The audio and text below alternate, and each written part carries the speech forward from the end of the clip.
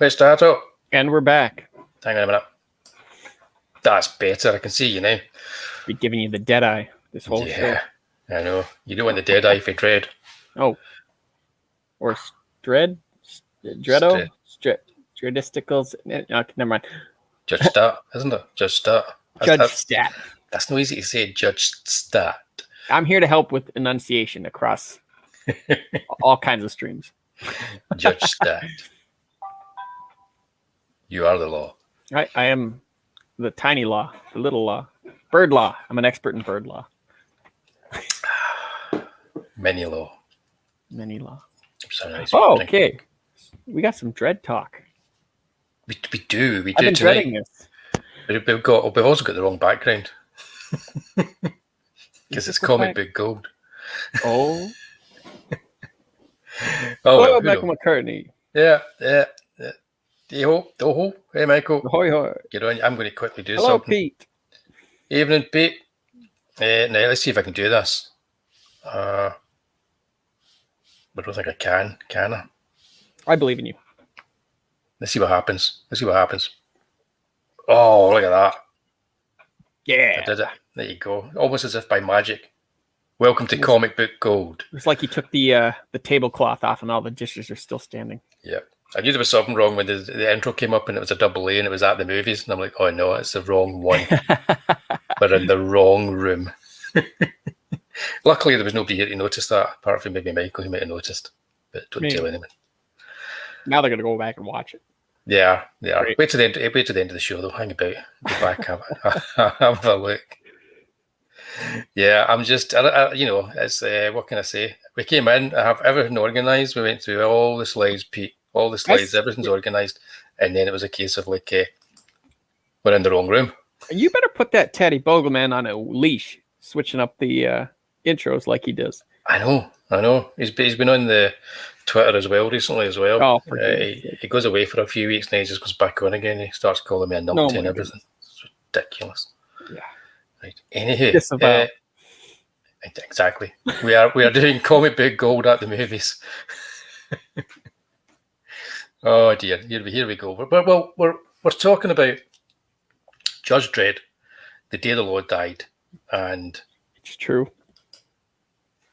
Statto, this is your second Judge Dredd epic that you've read. It's very epic. It's very epic. It comes right off the heels of the Cursed Earth. No Time to Breathe for Dredd. It's just right into this. No, they just arrest him after he saved the city. Indeed. He gets framed and arrested by Judge Caligula. Mm-hmm. Spoiler. Which should have been your first clue right there. Yeah, I know. It's how they never quite figured. It's Judge Cal, and this is very much 2000 AD's having a little kind of like a go at political despots and leaders and systems and all that kind of stuff. Very thinly veiled.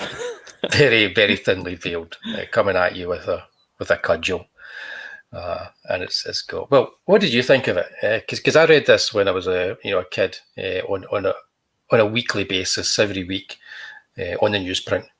With every new issue of 2000 AD, you're coming to this brand new, but you've already got a couple of Dredds in your head, the cinematic ones. Yeah. So what was it like? Because I was really interested in what you would think about this, because there's loads of stuff in this that's fun to talk about. What were your thoughts? It's weird because, I mean, you think Judge Dredd's a fascist, but in all of these stories, the guys that he's going up against are so much worse that he just comes across as just a normal cop, almost like RoboCop, like Alex Murphy style thing. And I'm very sure that had an influence. Verhoeven, he did that, but he just it's weird because sometimes it'll be like, hey, I don't care where we are, we uphold the law, you did this, now you're going to go to jail for it.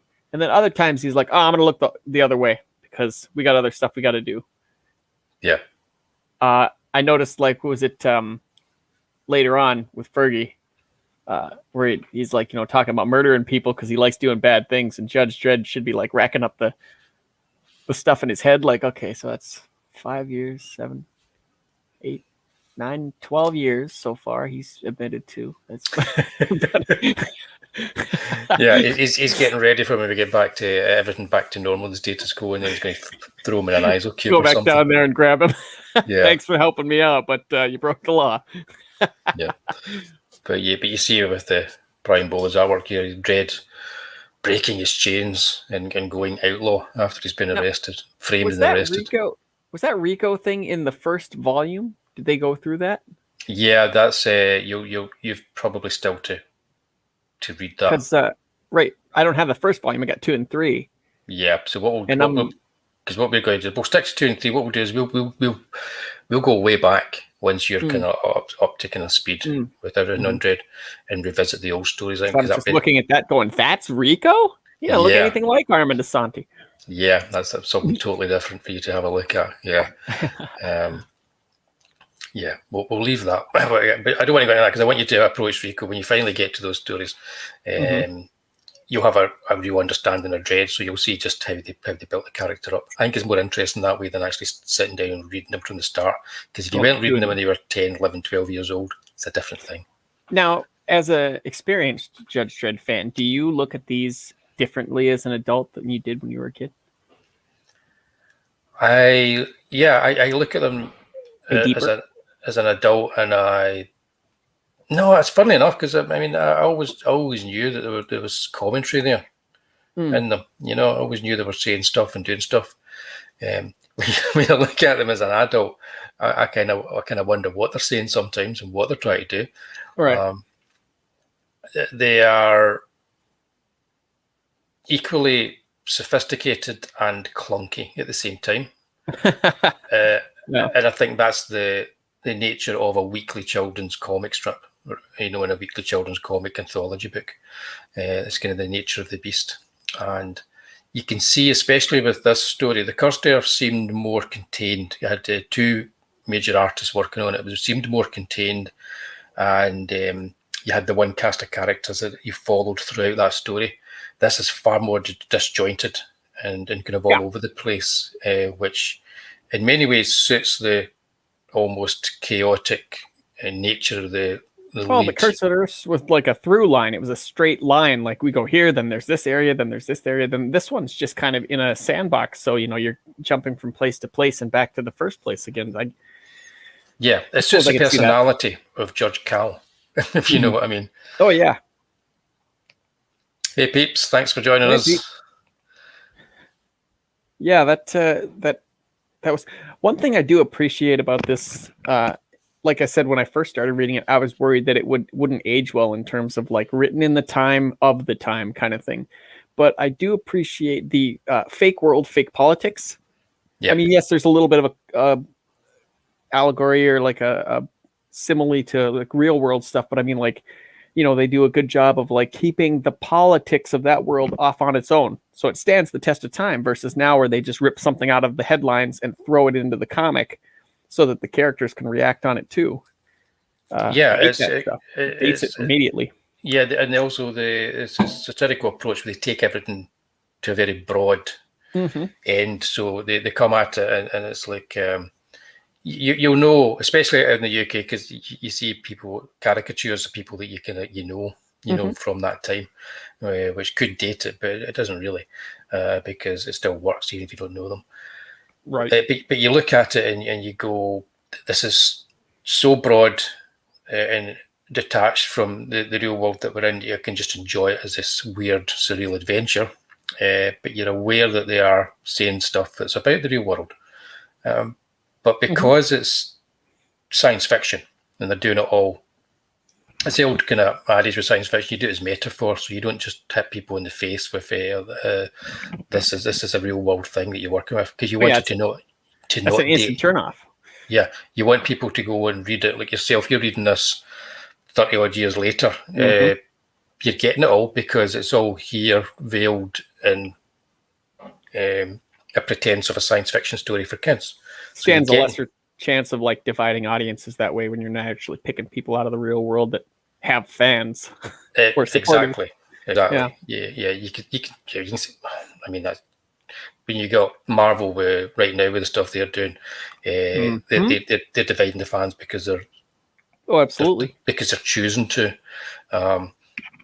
Definitely an editorial decision on that. Exactly. But this is the kind of way you want to do it if you want to bring in readers from all spheres and actually get to them and get them to maybe even start thinking about things. This is a way to do it.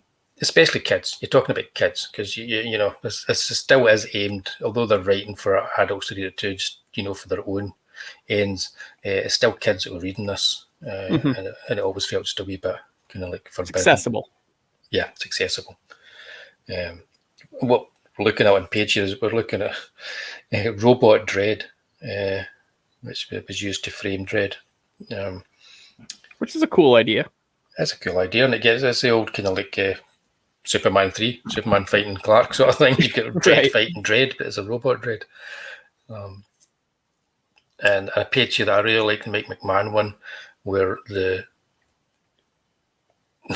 people turn on the judge and start stabbing him to death, sort of thing, in a maniacal kind of way. It does have that sense of a weird, epic Roman story about it, a Julius Caesar thing about it, which is really nice. Couldn't help but notice Judge Cal's hair changed throughout the entire thing, from going from almost like a wavy straight to like a weird curly Caesar look. Yeah. By the end of it. Yeah. I couldn't tell if that was him getting crazier or if that was just like they're kind of figuring this character out as they were going and saying, oh no, he'd be like way more like a Caesar looking guy, I think that's just the artists, because you're talking about 7 days between each strip. You get them. So you're having artists working on the strip who are not really getting reference from the previous week's strip, because that artist is just finishing that work off. It's almost like it's a conveyor belt of different artists. So there is inconsistencies in the look to the characters. But because the art styles are so broad, and you can see it on this page here, because they're so broadly different between artists, it's not really a problem. When you get towards the end, when Ron Smith is drawing him, that's where he looks like he's proper kind of like Roman, sort of Caligula type with the curly hair. But he even gives him those kind of poses with it almost like dictator type poses where he's standing, almost heroic like. Yeah. So he does that kind of stuff with him too. So it's different takes from different artists, which is. This is one of those times where. Oh, good. Oh, say monkeys. No apologies. Glad to have you. No, don't apologize. You should. If you'd been here early, you'd see me start with the wrong intro and everything. This is one of those weird times where the bad guy thinks he's right, and like usually it's like, yeah, there's people that can see how he's going, but nobody else thinks he's right. No, he's just very clearly. It is, but it says lots of things about people as well, because you want to just you put your head down. And stay alive, and there's a lot of that in it. There's that kind of like sense to put your head down and That's stay very relevant alive. today. I'm going to ask you about Walter, because this is the first time you've really seen Walter. Yeah. Yeah, you're. Yeah. Walter the Wobot. Let me ask you this: what voice goes through your head when you read Walter? Walter the Wobot is just kind of like that. I mean, we've got like a TV presenter over here called Jonathan Ross, who kind of talks like that. Wossy. I think he appears as one of the people in this strip, actually, in this story where they're kind of interviewing Walter. Because in my head, he was always like Lou Costello. Okay, because I couldn't help but read Elmer Fudd's voice. Oh, Dredd, you're still alive. Away. Yep, that would yep, that's you could do that. No, but I always had him as like as kind of like that, just somebody with a lisp who was like sort of like whining all the time. Right. But that's it's weird. It's a robot with a lisp. Right. Who idolizes Dredd. Psychologists would have a field day with this. It's like LeFou in the Scouse accent. Yeah. Yeah. Oh, yeah. See that? Yeah. I'm not going to do it though. Yeah. Yeah. Again, this is like a broad comedy character that a lot of people today would probably look at this and go, "Oh, you can't have a character who lisps." The Lisping Appreciation Society or something would complain. I don't know, but is there one? I don't know. I just made that up. They get very angry because every time they have to tell people the name of their society, somebody came in with too many S's on it. Yeah, I know. Not my monkeys passed out in the last. He passed out the last stream. Oh man, dear man. Exceeded endurance. Yeah, that was a long stream though. I was kind of hoping I was going to pass out in it, but Which one was it? The Tuesday one? That'd be the Tuesday one. Yeah. Oh yes. Yeah. Yeah, but here's Walter. The nice schematic is not taken from that storyline, but you got these things. I noticed kind of linchpin of the story in this one. He is, because it all kind of like hinges on him and his subterfuge, sort of like turning on Dredd kind of thing. You see him sweating there as well with the oil coming down or whatever it is. That doesn't make any sense whatsoever with what is a bit, but you kind of just go with it. You just kind of go with it. Yeah. But okay, I'm going to jump onto the Cleggs because you see them leering over Walter there. Interesting characters. Cleggs. I like it. Yeah. They kind of come out of the blue. Suddenly, it's I know. It's so random sometimes with these things where it's just like, oh, now we have alligator people. I think they were getting some artist was like, I really want to do something different, please. I'm tired of drawing helmets. Yeah. It does kind of make sense though, because you've got the dictator, where you've got your Hitler or your Stalin in place. He just has his drones, doesn't he? They just do the work. That no questions asked. So they just visualize them as essentially these killing machines, and it works brilliantly. Just a vegan's worst nightmare. I know. He just fed on meat. I know exactly. Hey, Presto, and Dave. Hey, Dave. It's Judge Stat. Judge Stat. Yeah. I've always liked. There were stories afterwards. I think they kind of they integrated them into the world, and there's other stories. But I've not actually read any of those. If anybody has in the chat, if they're worth going in, because again, my frame of reference after the 90s, I read some stuff in the 90s, but I've not really read any Dredd. So, how many stories on average were in each issue of 2000 AD? 3, 4? 4 or 5 stories, I think. 4 or 5, and they're about six pages each. Yeah, sometimes less. Sometimes you could have in a British comic like that, you could have a story that was just like 3 pages. Sometimes, 3 or 4 pages. Were there any other ones that took off to the extent that Judge Dredd did? Oh yeah. For most readers, I would say the Rogue Trooper was the other one that was really, really took off. And then there was also Nemesis and the ABC like the Warriors. No. But and they all tie in. They're all in the same world. They all link together. And would you say 2000 AD is bigger than Heavy Metal magazine, or not as much? In the UK, Heavy Metal magazine didn't exist. Oh, okay. Heavy Metal magazine was if you were old enough and you could find a comic shop, or maybe you had a newsagent that occasionally had something on the top shelf that was a comic. You look up there and go, "Why is that up there?" They always put them up next to the Scuddy magazines, so if you wanted to buy a Vampirella or Heavy Metal, you'd have to ask somebody to buy it for you. But no, Heavy Metal was like a mass market bought by kids every Saturday. Okay. They would buy this and they would sit and read it. They did have the majority of those kids probably didn't go in to collect comics, but they were into 2000 AD.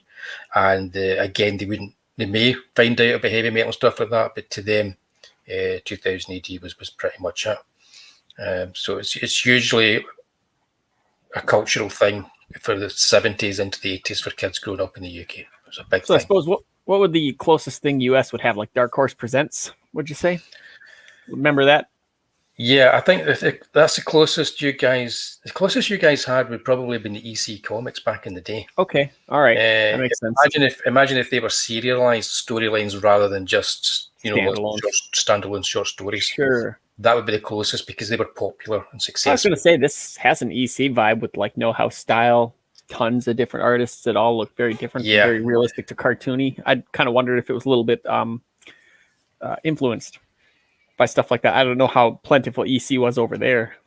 Yeah, I think it might well have been for some. I know for John Wagner and especially and a lot of the people, it was British and European stuff was probably a bigger influence on them than anything that was from America. Or just the format, rather, I should say. Yeah. No, the format is that's just British comics. Have always been like that. Okay. So you can go right back into the 50s and that. You get your copies of the Beano and the Dandy. It's like 3-4 page stories every week, same characters, different stories. And then you had the Boys Adventure comics. So this is very much a continuation of the Boys Adventure comics, which were like war stories and adventure stories. And you'd have a sports story as well. So you'd have a sporting hero. And this stuck to the template because you had in 2000 AD, you had the Harlem Heroes, which was, if you could imagine, taking sort of like the Harlem Globetrotters and reimagining them as a kind of a rollerball sport, you would have the Harlem Heroes. So, which brings us to Judge Giant, funnily enough. Yeah, so you had this kind of thing where you've got, we need like a war story, we need an adventurer, we need a sports story, and we need a funny story, and that kind of thing. So 4 or 5 stories that go into. Well, something for everybody. Something for everybody. Everybody finds something in there that they like. And then you would get, even if you had comics that specialised in one genre, so you had Battle or Warlord, which were war comics, you would have different kinds of story in there. So you'd have the World War One story, you'd have the World War Two secret agent story, that kind of thing. Which you'd also have the story from the German character's point of view, that kind of stuff. I think that's actually what shot anthology books in the foot nowadays, because I mean, somebody will come in and say, well, I like Judge Dredd, but all the rest of them suck. Why should I pay for 3 stories that I don't actually care for? Yeah. Especially when things get collected like they do. I'll just wait for the trade. Yeah. But I think as well, you had very much like again, like EC, you had a very limited pool of writers that were working on them initially. And the same kind of sensibility. So for the Rogue Trooper, which was like a futuristic war story, the writer of that had written lots of war stories for the other comics as well. So he came with that sensibility, and then they just bolted on the kind of like, okay, we're a bit more punk here, it's a bit more science fiction, go for it, that kind of thing. Yep. And you also had, here we go, as mentioned by Pete here, Harlem Heroes back in the day, also Invasion and Flesh. Now, Invasion was like, what if we were invaded by the Russians? Flesh. So invaded by the Russians, but they were called the Vogons. And Flesh was, remember in the Cursed Earth, we met a dinosaur. Yep. Who was that was a callback to Flesh, which was another story in 2000 AD. Okay, yep. With dinosaurs. So they all tied in together as well. And once you kind of realise that too, I think people kind of they liked all the stories, and then they kind of tied into the whole world. And you had Tharg, who was essentially the Crypt Keeper, but he was an alien from another planet, and he was telling us these stories. So he would, at the start of the comic, he would say, welcome to 2000 AD, enjoy yourself, sort of thing. Right. So it did feel like you were part of something when you were a kid and you were reading it. Kind of like Cain or Abel from the House of Mystery and Secrets. Exactly. Yeah. Yep. So, but Judge Giant. Not all that much bigger than the rest of the judges, I noticed. No, not at all. But his father was, as you see him there in Harlem Heroes, I don't think they ever had a name. I think it was always just their name was Giant. So I just don't remember if he had a first name or not. or if that would be his surname. Anybody help me in the chat? I don't remember Judge Giant having another name. But he was very much like... it was Baby. Yeah, Baby, yeah. It was very much based on the way people talked in blaxploitation movies at the time. So he would give like anybody woke reading this today, their head would explode. It just would. But I've included here. Well, they weren't including all the stereotypes, like him going home and saying something like, I'm going to get me some collard greens or something like that. They weren't doing that, so it wasn't that blatant, I don't think. No. Yeah. But he was like a... Yeah. He was very much of the 70s. Very much. He was out in the streets with Dredd, and Dredd was like taking him through his parole sort of thing, Yeah. He's got a white helmet on. That's what you wore a white helmet before you'd actually be, graduated and were a full judge. Right. And he was out with Dredd, and Dredd kind of like fails him, So they've got this whole history with the character. They introduce him. And it's typical because of it, and he fails him because he doesn't follow the correct procedure, and actually kind of like he just kind of he falls into what he thinks a judge should be, but Dredd kind of like sets him straight. This is how you do it. You stick to the law, the letter of the law sort of thing. Which Dredd's going to choose what he wants to follow and what he doesn't. It's pretty much. It's like you don't just stick to the letter of the law. You stick to the letter of the law as Judge Dredd perceives it. Right. People realize that when they're reading it.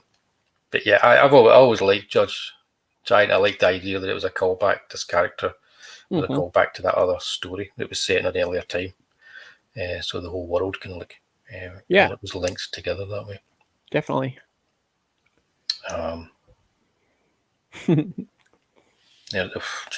Judge Fish. Oh yeah, Judge Fish. That was an interesting one.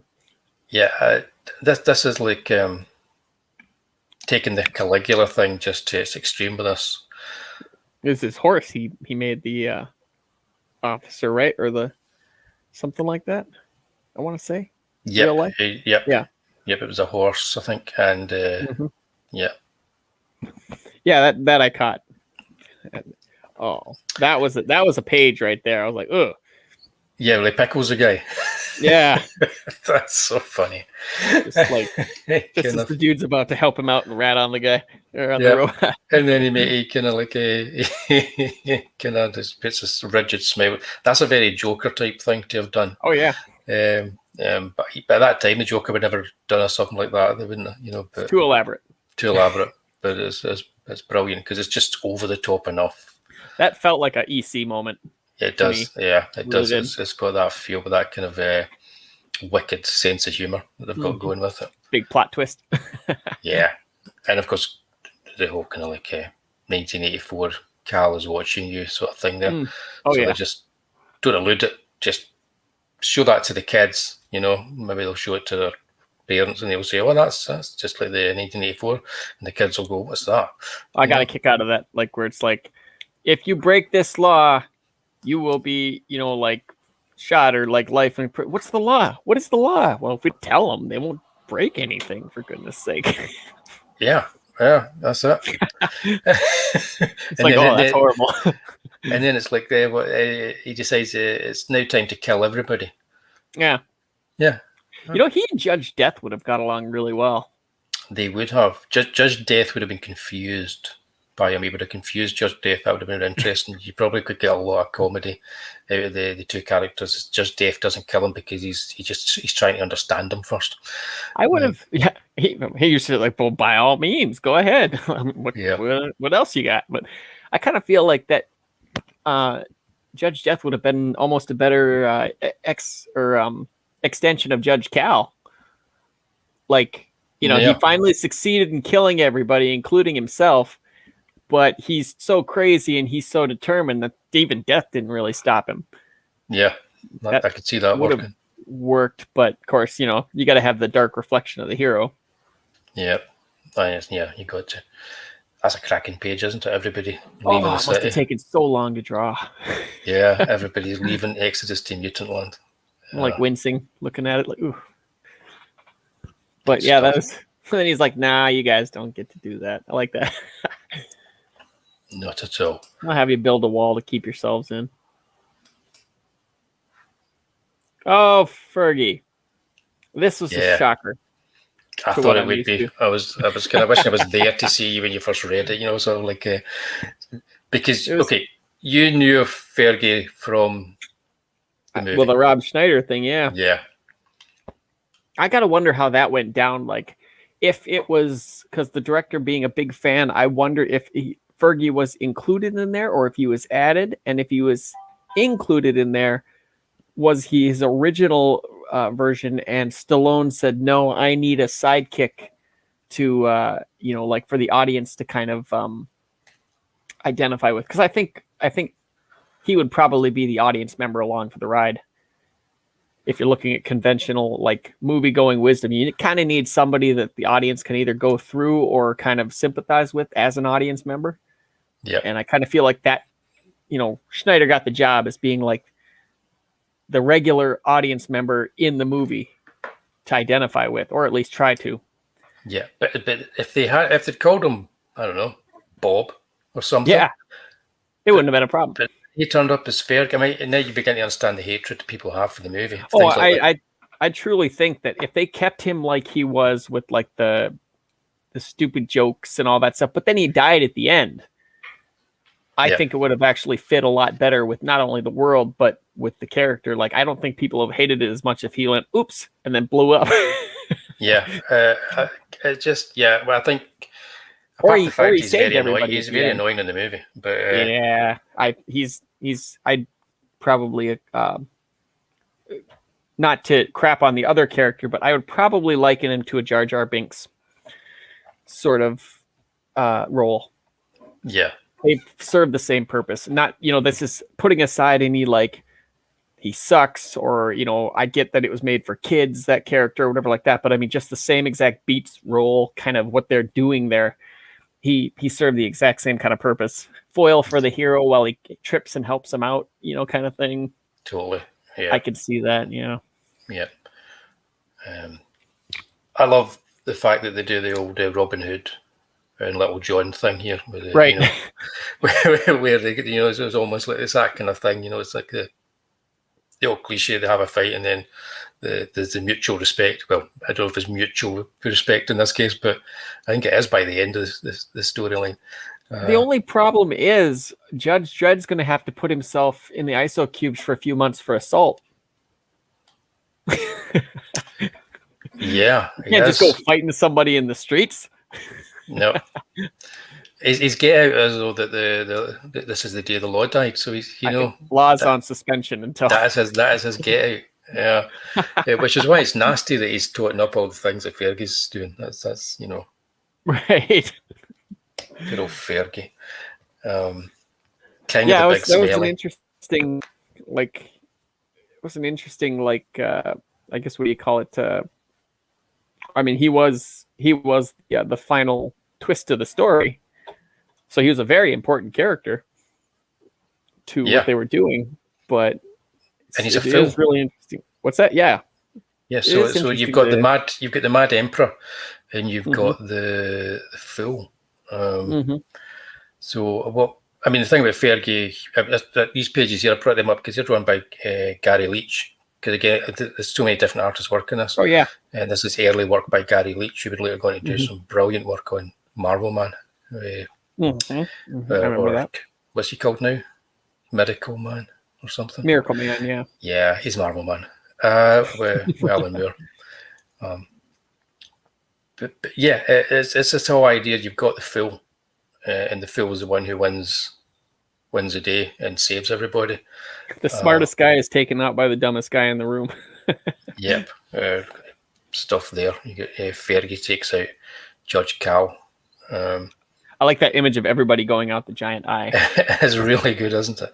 See, this is Robin Smith who did the last couple of issues, and he wasn't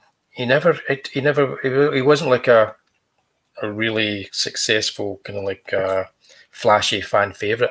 Looks darn close to Bolan though. Yeah, but he was drawn for years before Bolan came on the scene. Yeah, I'm just the hatching and how they do. Yeah, so he's the one obviously that's influencing the artist because he's the one he's been drawing comics for years, and looks like he would have maybe done some good work on like a Nick Fury and like magazine or Punisher magazine. Yeah, I think he pushed to get more kind of like American superhero type stuff in British comics. He did a strip called, I think it was King Cobra it was called, in the Hotspur. and he kind of pushed to get that in because he wanted to do something that was like American superhero comics. He Right. did the newspaper strip, the Just Dredd newspaper strip as well. Sure. Just really underrated, not by 2000 AD fans and people that know, but I think underrated in general. More people should know the work he did. Yeah, definitely. If only for just look how much he gets in that one page, how much storytelling. Absolutely. That's one of my favorite panels or pages that I'd seen. Yeah, it's amazing stuff. And even just Fergie's face, he's so happy to be doing this. Right. He's so happy to be jumping to his death. He's doing the right getting thing. Into a fight. Yeah, he's having a good time, getting heavy. Yeah. And then they put a statue up to the king of the big smiley. Mm-hmm. Yeah. Which, I mean, taken out of context. Exactly, taken out of context. But yeah, I've always kind of liked this story. I know it's rambling, it goes on a bit, but you can even just jump. I think I kind of do, because I think you can jump in and just read one of the stories. It kind of stands alone as a wee kind of like just a wee vignette, something that's happening. You just know that they're living under a terrible dictator, and that's life. Yeah. It's because it's more episodic in nature, and it seems it's almost like a 3-part structure to the story as well. The way that it kind of works out, you've got the Dredd robot stuff at the start, and then you've got what we didn't mention is all the old judges kind of come together. So it's almost like you've got a dirty dozen of all the old judges, and then the young guy, Judge Giant Baby. It's weird seeing Judge Griffin, like totally different role from when he's in the Stallone flick. Yeah, played by Jurgen Prochnow. Yeah. Totally different character, totally different role. They just kind of grabbed his name. Yeah, it was again. This is what was infuriating for everybody, because you're seeing the names bolted onto, but they're not even characters in the movie. They're there to serve plot purposes more than anything. And I can certainly see that frustration. Absolutely. Yeah, because you're working with 5-6 pages every week, and they still manage to give you a feel for a certain character. They might not have a lot of time in the comic, but you get a feel for who they are. You get a feel for them having a history. At the same time, that was, I think, certainly it wasn't nearly, maybe not as bad as, on the UK side, but like we'd been dealing with that comic fans for like years and years. Like look at the Trial of the Incredible Hulk with Bill Bixby when they had the Daredevil. So just a guy in black, whatever, but the Kingpin, where it's just John Rhys Davies with big old sunglasses and slick back hair, sitting there watching monitors, going, "That's not the Kingpin. No. What's this?" Or Thor came, and it was basically Marvel's Hercules, that personality and stuff.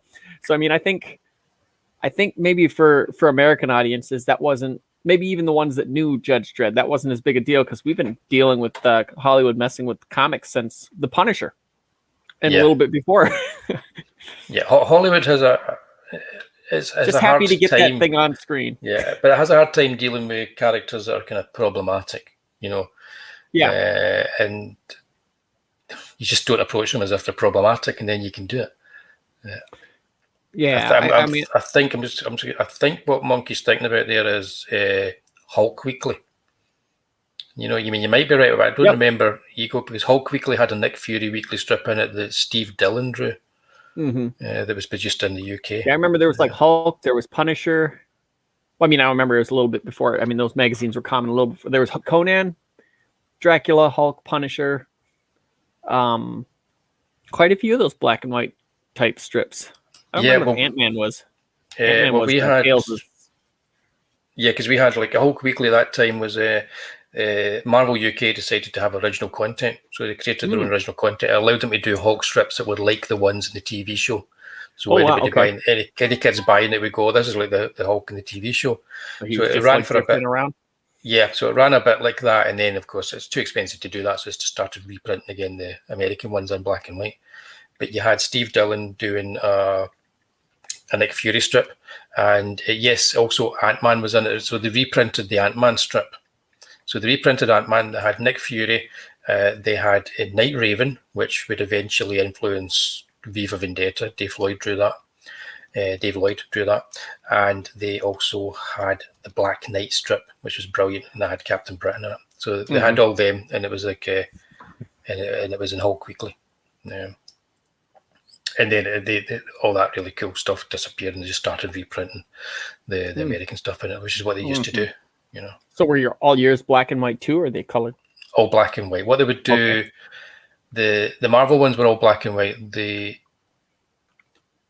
IPC that did 2000 AD, their comics would have the middle pages, the centre pages would be in colour. And sometimes they would have like 3-page stories where you would read, and some of the comics where you read them in the centre pages, and then the last page of the comic would be in colour. You jump to the last page and read the last page in colour, So that's how they did it. Sometimes you would get comics that had they would just print certain parts with one colour, so they would pick either magenta or cyan. So you'd have like one spot colour throughout the comic as well. So they made the most of the fact they were printing limited, on newsprint in black and white, kind of cheaply, all mass produced. It'd be very interesting to kind of look at the behind the scenes process for 2000 AD back then. Like I can't imagine, or maybe they did have like writers summits where they'd all get together and figure things out ahead of time. Certainly mapping out these giant, long, weeks and weeks on end stories. Or maybe it was just one editor saying, look, this is how it's going to go. Because I mean, like, the Batman Nightfall kind of thing, they had like 10, 12 writers, I think, well, at least 8 writers. They all had to come together with the editor. They had to plot out the entire story as far as what was going to happen. And then they got their stuff divided amongst them, and then they could write their stuff from there. But I kind of wonder how it worked with 2000 AD.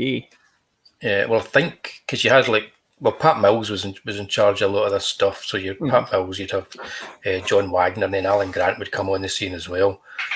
So it was very much a case of playing catch up week by week with strips, because you didn't have the time to think ahead. So hence all the different artists, but they started thinking that way after this particular story.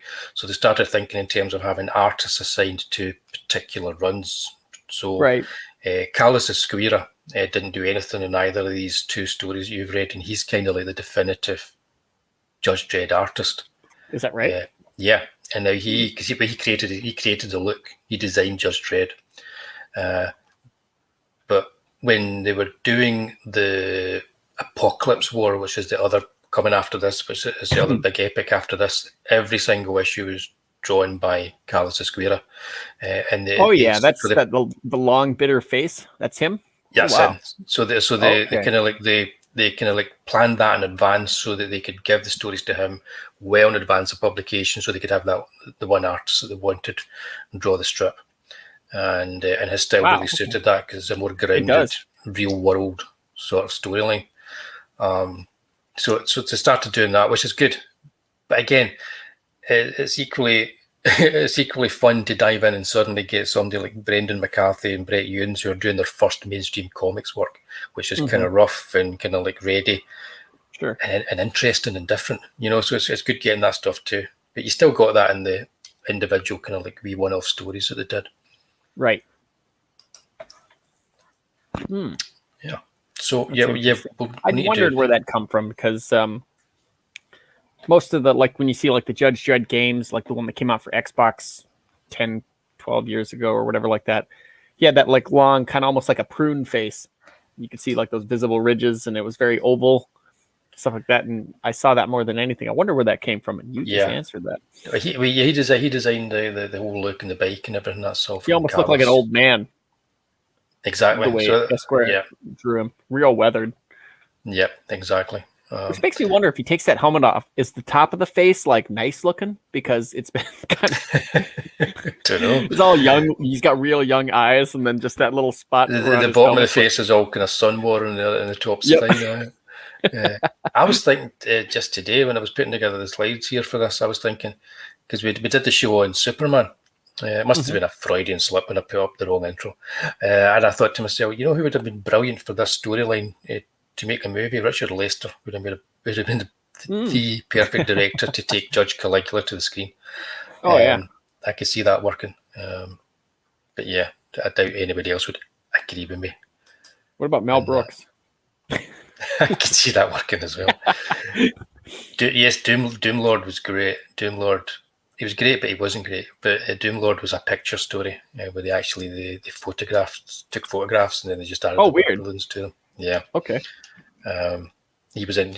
I've seen that before. I think he was in Eagle, wasn't he? Not My Monkey. Yeah, I think he was in Eagle. Very, very odd. They did that every now and then in UK comics. Yeah, we were far more adventurous than American comics in some respects. And for sure. They were aimed at kids. Tried a lot more. Yeah, it's like they were just trying to kind of mix it up and do something different. You know? Of course, at the same time, American Silver Age comics were, I mean, it was all bets are off. Whatever you thought of that morning on the toilet worked out just fine. Yeah. It's not. Some of the stuff we had isn't much different, I got to say. But yeah, so that's what we not talked about then that you think we should touch on for. Have a flip through. Judge Caligula. I mean, because we've covered quite a bit. You know what? One thing I did like, and I did notice, it was really subtle about how he went about. Well, not just him, but all the others went about taking all these like evil judges and differentiating them after a while. You had the one that was in boxers, the two that were in dresses, the one with the skull on his helmet. Like you started to see, because otherwise it's just a field full of helmets. Exactly. You can't tell if their backs are turned. You can't tell one from the other. So I appreciated that. Yeah, differentiating them and stuff. It's finding ways of giving them a wee bit of visual personality that can like so you can understand the personality of them as well through the visuals. Right, even if you don't, they don't have a word to say. Oh, we can't. I don't think we can answer this question tonight. Oh, we'll get to that. Oh, we're doing a whole show in a few weeks' time on that, Dave, and it's not an easy one to answer. It's not. I think it's easy. Yeah, I'm keeping. No, we're gonna have a heck of a back and forth. We had keeps trying to get me to talk about it, and I keep saying no. I'm leaving this for the show. Before the show, we had like a 5-minute talk, and it was like button up. Oh, is it good as yeah. Snap. Nice. So exactly. Yeah, you got. Yeah, I'm sure you've all subscribed. All you guys that are in the chat. If anybody hasn't, please subscribe. Hit the wee bell for things as well. When you get reminders. I don't know if it's going to come to blows because one of us is going to have to fly over to the other country to punch the other one in the face. I don't think it'll come to blows. No, it'll be a good talk. I promise that. That's a good take there that Pete's got. I'll pick up on that in a few weeks' time. Definitely. I think we're doing. Hey, Mark. I think we're doing. Oh, I can't remember my own schedule. Bear with me, chaps. Next one is the Judge Dredd, but then between that, there's your draw stream, I think. Yeah. Oh, yeah. My draw. Well, yeah. We'll get to that. I was just thinking about when are we doing the actual. What's that? I'm live 22nd. now. That's you talking there. There you go. I'll pause that. I think it's the 22nd. Yep. You don't quote me. Or you can. It is. Okay, that's fine. What I wasn't sure about is because we're also doing further down the line, we're going to be looking at Judge Death and Judge Dredd and Batman and everybody meeting up, and we're going to do a special on that. The 4 stories that they did. Yep. I'll share the screen again here. I've got I've got this here going. Oh. Howdy, Brian. Always a way ahead. Here we go. Howdy indeed, Brian. It will be a special day. We'll get to that. So, yeah, I've not got everything up here because it's just too much to talk about. But we'll come back and touch on Judge Dredd just before we finish off. But what are we looking at here? Yeah, Tuesday. Join me on Tuesday night. Yep. I've got a page of Also Dark, and I'm only working on it during the draw streams on a Tuesday night. Okay. Well, I say only. I might do a couple of wee bits beforehand just to set it up so the boring stuff I'm not working on. So I'm working on that on Tuesday night. Statto might dive in. You never know. But Sometimes, yeah. yep. But please come along and join me for that. So I'm not all alone. So I'm doing a wee bit of drawing. I should start drawing myself so that I don't derail things as much. Hello, I know. You should.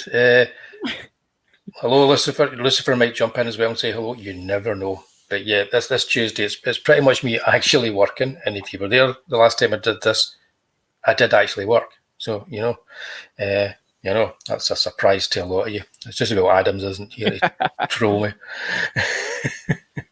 But the big one is next week. The big one is next week because Lucifer has just jumped in there. Will be joining us next week, of course, because we're doing another one of our ranking shows, and it's this one.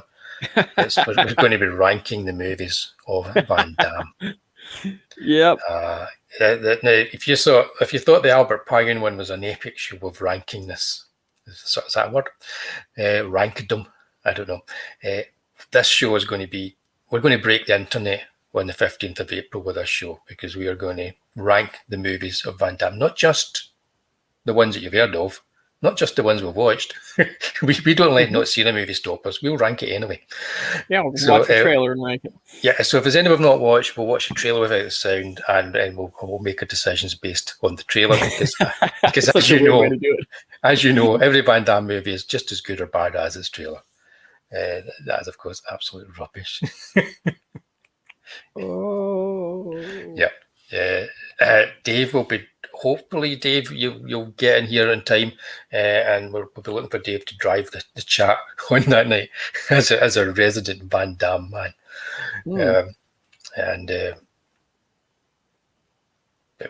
But we might annoy you. You never know because we annoyed you in the Albert Pine one. Had anyone had to rescue him?